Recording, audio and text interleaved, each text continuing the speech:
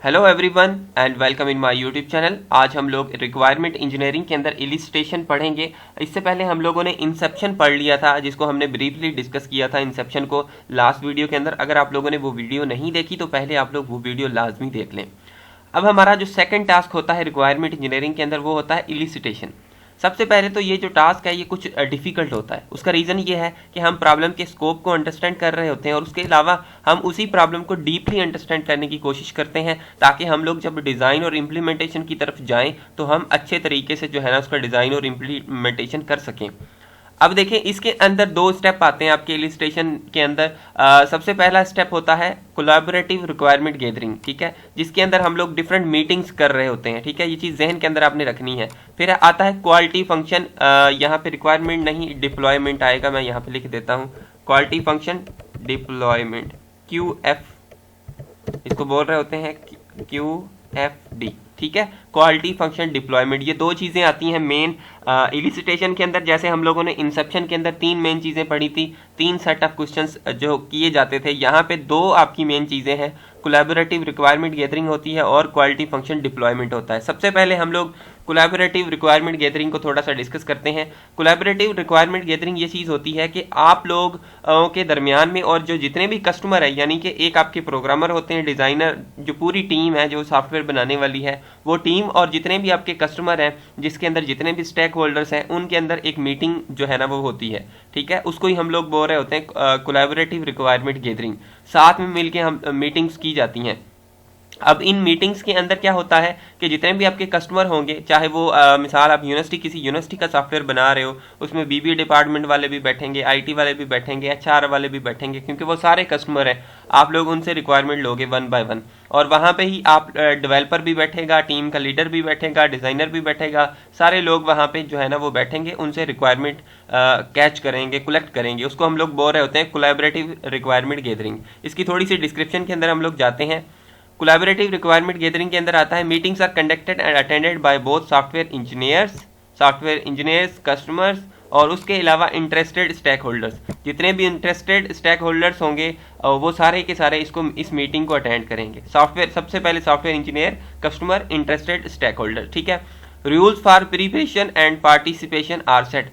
देखिए यहाँ पे क्या होता है, कोई फिश की मार्केट नहीं होती, आपको प्रॉपर वे के अंदर मीटिंग करनी पड़ती है। और जब आप लोग मीटिंग के अंदर जाते हैं तो यहाँ पे कुछ रूल्स वगैरह सेट किए जाते हैं, ताकि ये ना हो कि सारे बंदे बोलने लग जाएं। वहाँ पे कोई टाइम वगैरह सेट कर दिया जाएगा कि इतनी देर IT वालों ने बोलना है, इतनी देर फलां कस्टमर ने बोलना है, इतनी देर फलां कस्टमर ने बोलना है, ताकि जो आपकी कम्युनिकेशन है उसके अंदर गैप वगैरह ना आए। इस वजह से सारे रूल्स वगैरह सेट कर दिए जाते हैं। An agenda is suggested that is formal enough to cover all the important points.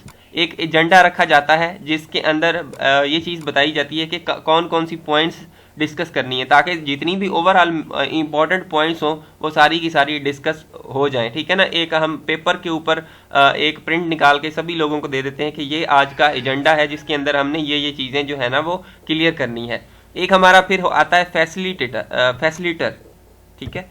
Facilitator क्या करेगा, वो पूरी जो आपकी मीटिंग है उसको फैसिलिटेट करेगा, यानी कि उसको कंट्रोल करेगा, ठीक है। ये चीज़ आपने याद रख लेनी है, जिसके अंदर आपके कस्टमर, डेवलपर और आउटसाइडर जितने भी आते हैं उन सबको कंट्रोल करेगा आपका फैसिलिटर, ठीक है। फैसिलिटर, ये स्पेलिंग इसकी थोड़ी सी दुरुस्त कर लीजिएगा, फैसिलिटर, ठीक है। आपने ये चीज़ याद रख लेनी है। अब देखें, इसका फैसिलिटो ये आ रहा है मगर फैसिलिटर है, इसकी स्पेलिंग जो MS ऑफिस के अंदर आती है। फैसिलिटर क्या करेगा, आपकी पूरी मीटिंग को कंट्रोल करने वाला बंदा है, जो आपका टाइम सेट करेगा, रूल सेट करेगा, आपके डेवलपर को सारी चीज़ें वगैरह बताएगा। फिर एक आता है डेफिनेशन मैकेनिज्म, ठीक है।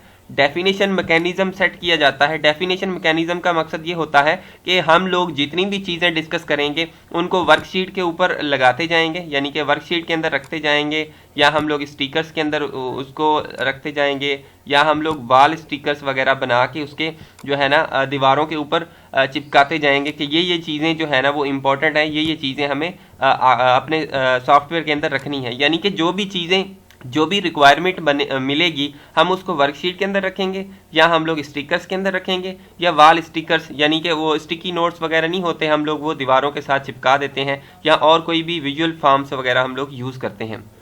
इसका गोल क्या है? गोल यही है, the goal is identify the problem. हमें ये सारी चीज़ें हम लोग इस वजह से कर रहे हैं ताकि हम प्रॉब्लम को आइडेंटिफाई करें, और यहाँ पे हम लोग प्रॉब्लम को डीपली आइडेंटिफाई कर रहे होते हैं, ठीक है। जिस वजह से ये कोलैबोरेटिव रिक्वायरमेंट गैदरिंग आपकी होती है, एक बहुत बड़ी मीटिंग जो है ना होती है, जिसके अंदर हम लोग प्रॉब्लम को फर्दर आइडेंटिफाई कर रहे होते हैं। सेकंड जो इसका फेज है वो है क्वालिटी फंक्शन डिप्लॉयमेंट, ठीक है। इसको अब जरा थोड़ा सा डिस्कस कर लेते हैं। वो तो आसान सी चीज़ से आपको समझ में आ गया है, इसको आपने बड़े गौर से देखना है क्योंकि इसकी बहुत ज़्यादा इंपॉर्टेंस होती है।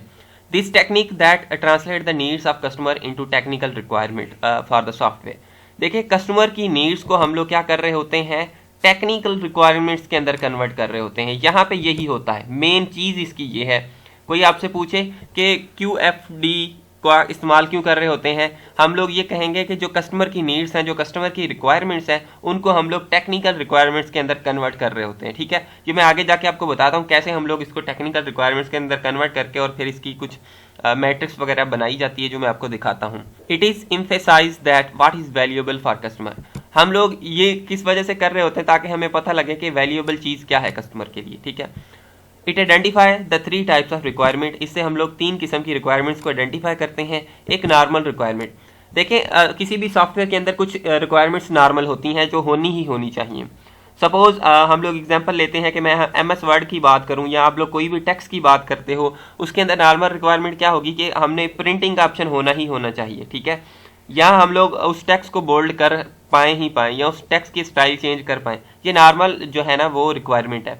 फिर एक्सपेक्टेड रिक्वायरमेंट कौन सी है, जो यूज़र चाहता है, जिसमें यूज़र को चाहिए कि ये फंडामेंटल रिक्वायरमेंट है जो आपने हमें लाजमी देनी है, उसकी एक्सपेक्टेशन है। फिर हम लोग तीसरी रिक्वायरमेंट जो होती है उसको बोलते हैं एक्साइटिंग रिक्वायरमेंट। एक्साइटिंग रिक्वायरमेंट कुछ ऐसी रिक्वायरमेंट्स होती हैं जो हम लोग ऐसी रिक्वायरमेंट्स ढूंढ के देते हैं अपने कस्टमर को, वो कहेगा यार वाह क्या रिक्वायरमेंट्स हैं, मुझे तो इनका पता ही नहीं था, ये चीज़ें भी हो सकती हैं। यानी कि उस कस्टमर के जो जितने भी उसने फीचर बताए हैं उनसे बियॉन्ड होगा, वो कस्टमर की एक्सपेक्टेशन से भी बियॉन्ड होगी ये चीज़ें, ठीक है ना। एक्साइटिंग रिक्वायरमेंट, ये 3 किस्म की रिक्वायरमेंट्स होती हैं। अब ज़रा इसको टेक्निकल वे के अंदर मैं आपको बताता हूँ कि कैसे होगा। हम QFD प्रोसेस क्यों करते हैं, identify the stakeholder requirement, identify the technical features of requirement. हम आइडेंटिफाई द स्टेक होल्डर्स की रिक्वायरमेंट्स को आइडेंटिफाई करते हैं। मैं ज़रा यहाँ पे खोल लेता हूँ पेंट बॉक्स और उसके अंदर ये सारी चीज़ें मैं आपको करके दिखाता हूँ। ओके, हम लोग क्या कर रहे होते हैं, एक मैट्रिक्स बना रहे होते हैं लाइक दिस वन, ठीक है। और इस मैट्रिक्स के अंदर हम लोग यहाँ पे क्या करेंगे, जितनी भी यूज़र की रिक्वायरमेंट्स हैं उनको लिखेंगे इस जगह पे, ठीक है। सपोज कर लें कि यूज़र ने कोई भी रिक्वायरमेंट्स दी हैं, लाइक यहाँ पे उसने बोला है, देखें यहाँ पे कस्टमर ने जितने भी फीचर्स बताए हैं वो हमने यहाँ पे लिख लिए हैं, ठीक है, इस कॉलम के अंदर, ठीक है। और यहाँ पे देखें फिर हम लोग क्या कर रहे होते हैं, identify the stakeholder requirement, यानी कि कस्टमर, स्टेक होल्डर्स आपके कस्टमर ही होते हैं जिनकी रिक्वायरमेंट्स को आपने आइडेंटिफाई करके यहाँ पे लिख लिया है। उसके बाद आप लोग क्या करोगे, identify the technical features of the requirement, इसके टेक्निकल फीचर्स को रिक्वायरमेंट के अंदर डालोगे। टेक्निकल फीचर्स का क्या मकसद है, हम लोग टेक्निकली उन चीज़ों को यहाँ पे लिखेंगे कि लॉगिन फॉर्म बनेगा, कॉस्ट इसकी होगी, फला फला चीज़ें इसके अंदर आएंगी, टेक्निकली क्या ये चीज़ें इंप्लीमेंट हो सकती हैं कि नहीं हो सकती, वो सारी चीज़ें हम लोग यहाँ पे रख रहे होते हैं। उसके बाद हम लोग क्या करते हैं, इसकी एक मैट्रिक्स बना लेते हैं, ठीक है, लाइक दिस वन। और इसको मैं थोड़ा सा बना लेता हूँ जल्दी जल्दी में। देखिए हम लोग क्या करेंगे, मिसाल इसने लॉगिन फॉर्म मांगा है, तो अगर लॉगिन फॉर्म जिस हिसाब से इसने मांगा है और टेक्निकल वे के अंदर जिस हिसाब से हम लोग सोच रहे हैं कि ये ऐसा बन सकता है, अगर इसने बोला है कि टेक्निकल वे के अंदर आपका ऐसा फॉर्म होना चाहिए, अगर वो आराम सुकून से बन जाए तो हम लोग क्या बोलेंगे, प्लस का साइन लगा देंगे। और साथ में अगर इसने बोला कि लॉगिन फॉर्म जो है ना वो बड़ा अच्छा हो लेकिन लेस कॉस्ट, इसकी कॉस्ट बहुत कम लगे, तो यहाँ पे हम लोग माइनस लगा देंगे, क्योंकि कोई लेस कॉस्ट के अंदर आपकी ये वाली चीज़ नहीं बन सकती। या यहाँ पे उसने एक रिक्वायरमेंट मांगी है कि इसके अंदर बायोमेट्रिक सिस्टम होना चाहिए, इसके अंदर आर्टिफिशियल इंटेलिजेंस होनी चाहिए, साथ में वो कह रहा है कि इसकी कॉस्ट जो है वो लेस हो, तो इसकी कॉस्ट लेस नहीं हो सकती। जो टेक्निकल रिक्वायरमेंट आपकी स्टेक होल्डर्स की रिक्वायरमेंट के साथ मैच करेंगी उनको हम लोग प्लस का साइन लगा देंगे। अगर कोई मैच नहीं कर रही, कोई हाई लो हो रही है, तो वहाँ पे हम लोग माइनस का साइन लगा रहे होते हैं। तो यहाँ तक आपको समझ में आया कि हम लोग स्टेक होल्डर्स की रिक्वायरमेंट लिख रहे होते हैं, उसके बाद हम लोग ऊपर टेक्निकल उसकी रिक्वायरमेंट्स लिख रहे होते हैं, एंड देन यहाँ पे हमारे पास एक और चीज़ आती है जिसको हम लोग बोल रहे होते हैं कॉम्पिटिटर्स, ठीक है। इस मैट्रिक्स के अंदर यहाँ पे हम लोग ये चीज़ देख रहे होते हैं कि हमारे कॉम्पिटिटर्स कौन से हैं मार्केट के अंदर। ठीक है, कॉम्पिटिटर का ये मकसद है कि मिसाल के तौर पर मैंने एक पेन बनाया है, मैंने एक लैपटॉप बनाया है, तो जाहिर बात है पेन लैपटॉप पहले से मार्केट के अंदर मौजूद है। मैंने ये चीज़ देखनी है कि मेरा जो पेन है वो कैसे उन पेन से अच्छा होगा, ताकि मैं मार्केट में जब अपना पेन दूं तो वो पेन मेरा बड़ा अच्छे तरीके से जो है ना सेल हो। तो अब मैं अपनी जो प्रोडक्ट होगी, ये सारी जो मैं बनाऊंगा, उसको अपने कॉम्पिटिटर्स के साथ इवेल्युएट करूंगा, ताकि मुझे पता लगे कि ये जो मेरी प्रोडक्ट है वो अच्छी है कि नहीं अच्छी। तो यहाँ पे हम लोग अपने कॉम्पिटिटर्स को इवेल्युएट करते हैं। एक पिक्चर में दिखाऊंगा जिससे आपको और भी ज़्यादा क्लियर हो जाएगा।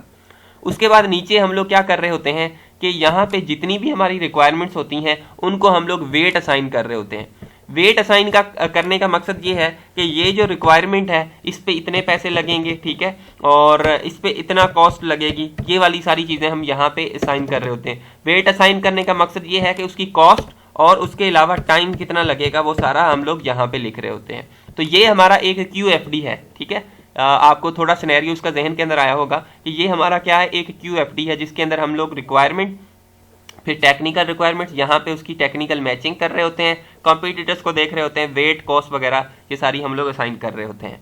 अब जरा मैं आप लोगों को यहाँ पे दिखाता हूँ, relate the requirement to the technical requirement. Third feature, हमने पहले स्टेक होल्डर्स की रिक्वायरमेंट लिख दी, फिर हमने टेक्निकल रिक्वायरमेंट देखी, फिर हम उनको मैच कर रहे हैं। Evaluate technical features and set target value for each feature. देखें मैंने पहले ही बता दिया कि हम लोग टारगेट वैल्यू वगैरह असाइन कर रहे होते हैं उनको। ठीक है, prioritise technical feature for deployment, ये हम लोग यहाँ पे फीचर कर रहे होते हैं कि हम लोग इनमें से कौन सा फीचर पहले देना है उसको प्रायोरिटाइज करके यहाँ पे रख लेते हैं कि ये फीचर्स हमने पहले डिप्लॉय करने हैं।